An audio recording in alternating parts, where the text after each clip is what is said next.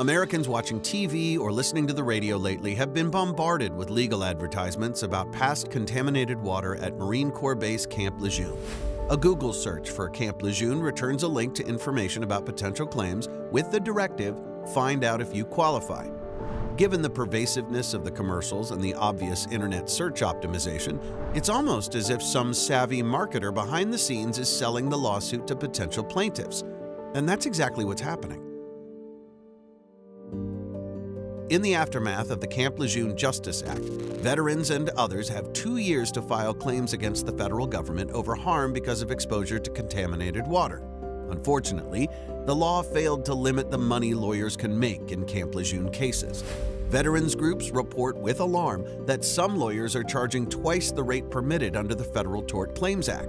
Senator Dan Sullivan, Republican from Alaska, accused Democratic senators who refused to allow an amendment limiting lawyers' fees of siding with trial lawyers over sick Marines. It's all part of what Capital Research Center calls the lawsuit lobby.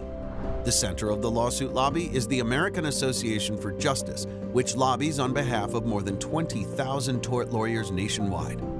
The American Association for Justice, or AAJ, opposes tort reform, out-of-court arbitration agreements, and limits on legal fees. What they do support?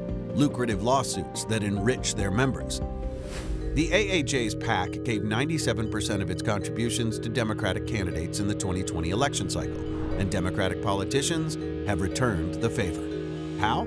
Well, for example, the Democratic-controlled House of Representatives buried a change in the 2021 budget bill.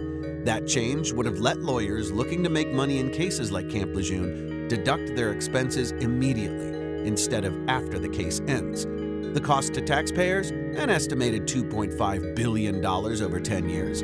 The Wall Street Journal called it a direct income transfer to plaintiffs' lawyers who will turn around and finance Democratic election campaigns.